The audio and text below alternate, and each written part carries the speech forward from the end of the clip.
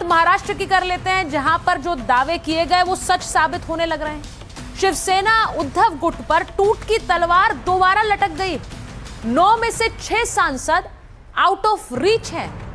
अब जरा देखिए, ये कल मैंने खबर आपको दिखाई थी, इस पर माइक ऑन किया था कि कैसे शिवसेना उद्धव गुट के जो सांसद हैं उबट्टा के, वो पार्टी से अलग हो सकते हैं। ये बागी गुट एक बार फिर से उद्धव ठाकरे के सामने आ सकता है और हो वही रहा है। 9 में से 6 सांसद बागी हो गए। अब ये कौन है? ओमराजे निंबालकर जो कि धाराशिव से सांसद है, नागेश पाटिल अष्टिकर जो कि हिंगोली से सांसद है, संजय जाधव परभणी के सांसद हैं, भाऊ साहेब वाकचौरे जो कि शिरडी से सांसद हैं, वहीं संजय देशमुख यवतमाल वाशिम के सांसद हैं और संजय दीना पाटिल मुंबई उत्तर पूर्व के सांसद हैं। तो ये 6 के 6 सांसद अगर उद्धव गुट से अलग हो गए तो उद्धव के पास क्या सिर्फ 3 ही बचेंगे? अब ये सवाल है, क्योंकि उधर शिवसेना उद्धव गुट के नेता जो अभी भी उद्धव ठाकरे के साथ हैं, जिनमें सबसे आगे नाम संजय राउत का है, वो लगातार इन सांसदों पर हमलावर हैं। अब इसी बगावत के बीच संजय राउत, यूबीटी सांसद अरविंद सावंत और अनिल देसाई स्पीकर से मिलने संसद पहुंचे। इससे पहले यूबीटी सांसद अरविंद सावंत ने लोकसभा स्पीकर ओम बिरला को पत्र लिखकर कहा था कि अलग होने वाले किसी भी संभावित गुट को पार्टी के प्रतिनिधि के रूप में मान्यता न दी जाए। स्पीकर से अपील की गई कि सदन में शिवसेना यूबीटी को केवल उसके अधिकृत नेता और विप के जरिए एक सिंगल पार्टी के रूप में ही मान्यता दी जाए। अगर बागी सांसदों का कोई गुट मान्यता मांगने आता है तो शिवसेना यूबीटी का पक्ष सुने बिना स्पीकर कोई भी फैसला न ले। हालांकि सूत्रों के मुताबिक खबर यह है कि शिवसेना यूबीटी के बागी सांसदों का कोई पत्र स्पीकर को नहीं मिला है और न ही बागी सांसदों ने स्पीकर से मुलाकात की है। और अगर कुछ ऐसा होता है तो स्पीकर नियम प्रक्रिया और संविधान के अनुसार ही निर्णय लेंगे। और क्या कुछ बोला है इन सांसदों ने, इन नेताओं ने, जरा वो भी सुनिए। स्पीकर साहब से हमने इतना ही कहा है, अगर कोई आता है शिवसेना का नाम लेके, जी सर, हमने इतना ही कहा है कि नियम और कानून का ध्यान रखिए इस मामले में। जी बात करेंगे। जो लोग बोल रहे हैं कि हम बागी हैं या हम अखबार में पढ़ रहे या चैनल पे देख रहे हैं, हमारे तक अब तक कोई आया नहीं है कि हम बागी हो गए हैं। आपके पास अगर कोई आता है तो हमने पहले ही डायरेक्ट दाखिल किया। स्पीकर साहब को निवेदन दिया कि बाहर जो बाजार में कहा जा रहा है, पता नहीं आपके पास आए कि नहीं आए, तो अगर आ भी गए तो अगर सही भी है खबर, अगर समझ लिए तो क्या हमें सावधानी बरतनी पड़ेगी। हमारी संविधान में क्या प्रावधान, कानूनी प्रावधान क्या है, उस प्रावधान का अमल इतना ही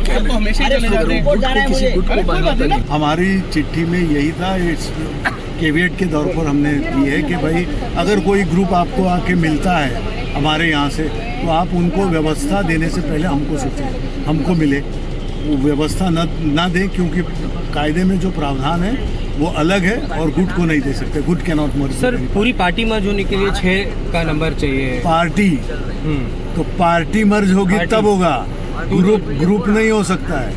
ये प्रावधान है, इट इज शेड्यूल 10।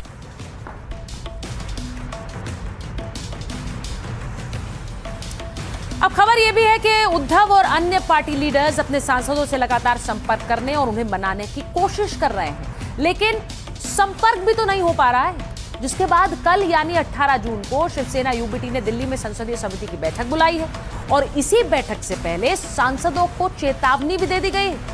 सूत्रों के मुताबिक पार्टी ने सभी सांसदों को व्हिप जारी कर बैठक में अनिवार्य रूप से शामिल होने का निर्देश दिया है। जो सांसद बैठक में नहीं आएंगे, पार्टी उनके खिलाफ डिस्क्वालिफिकेशन की कार्रवाई कर सकती है। पार्टी ने साफ कर दिया है कि बैठक में शामिल नहीं होने वाले सांसदों के खिलाफ कानूनी कार्रवाई की जा सकती है। सभी सांसद शिवसेना यूबीटी के चुनाव चिन्ह और उद्धव ठाकरे के नाम पर चुने गए हैं। उन्हें पार्टी के साथ विश्वासघात करने का कोई अधिकार नहीं है। तो सांसद अब या तो इधर जाएं या उधर जाएं, बीच में रहकर काम नहीं चलने वाला है। अब इस पूरे बगावत की इनसाइड स्टोरी क्या है, जरा ये भी समझिए। उद्धव ठाकरे के सांसदों से दूरी सबसे बड़ी वजह है। बागी गुट के सांसद नाराजगी की वजह बता रहे हैं। एक सांसद का कहना है कि जब उद्धव दौरे पर थे तो पूरे दौरे की प्लानिंग और खर्चा उन्होंने ही किया। उसी समय सांसद की पत्नी का निधन हो गया। उद्धव ने ना तो फोन किया और ना घर मिलने आए। गृह मंत्री अमित शाह ने फोन कर दिलासा दिया। दूसरे सांसद का कहना है कि उनका एक्सीडेंट हुआ। एकनाथ शिंदे, फडणवीस ने इलाज में मदद की। उद्धव ठाकरे ने ना तो फोन किया और ना कोई भी मदद की। अब एक और सांसद हैं, वो इसलिए नाराज हैं कि साथ नहीं दिया। लोकल बॉडी इलेक्शन में पार्टी ने कोई मदद नहीं की। उद्धव से पैसों की मदद मांगी लेकिन मदद नहीं मिली। सांसद के कार्यकर्ता और नेता नाराज होकर चले गए। अब ये बातें सांसदों ने उद्धव के करीबी लोगों को बताई थी। सांसदों की शिकायत है कि उनके क्षेत्र में विकास नहीं हुआ। दिल्ली में भी उनकी बातों को नहीं सुना जाता है। अब सांसदों के मन में भविष्य को लेकर कई सवाल उठ रहे हैं और ये सारी बातें और ये बगावत इसी से शुरू हुई। इस पर संजय राउत क्या कह रहे हैं, जरा सुनिए। उद्धव ठाकरेंनी आमच्यावरती सातत्यानं भावासारखं प्रेम केलं। हे कोण जात आहे हे नाही, डोंट कट, हे कट मत करना। ये लोग जो है बेईमान लोग है, ये बेईमान है और बेईमानी उनके खून में है।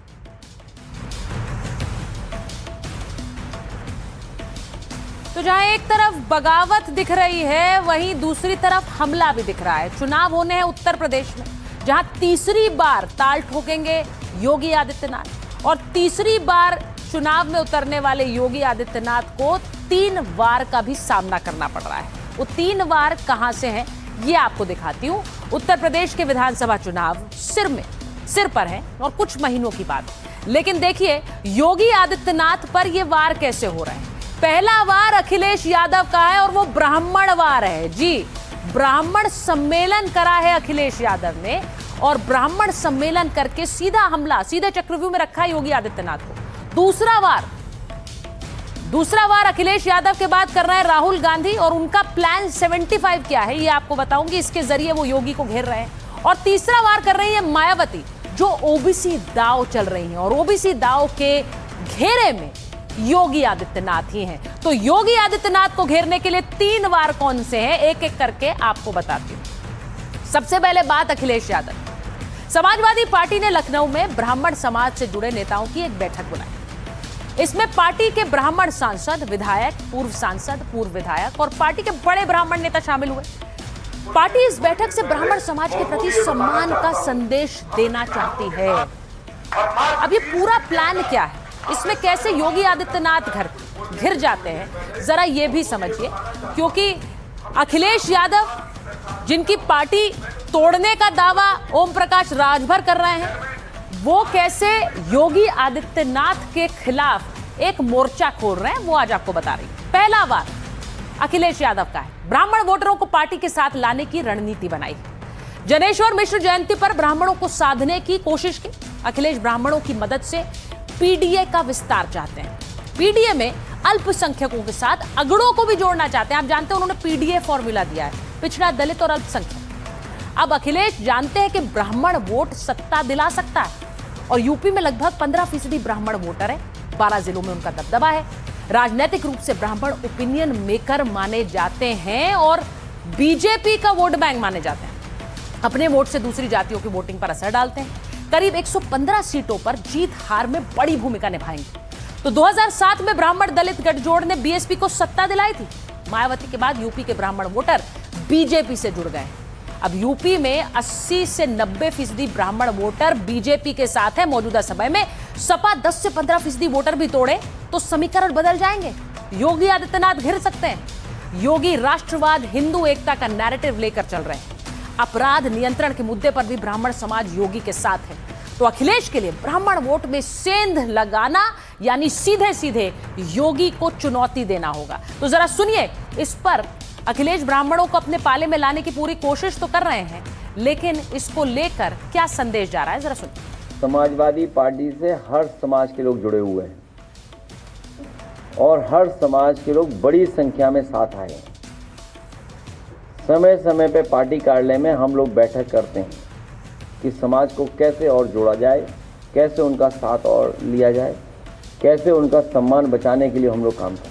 ये समाजवादी पार्टी उनके डीएनए में केवल मुस्लिम तुष्टीकरण है, केवल दिखाने के दांत और हैं और खाने का और हैं। इनको कोई भरोसा नहीं करेगा।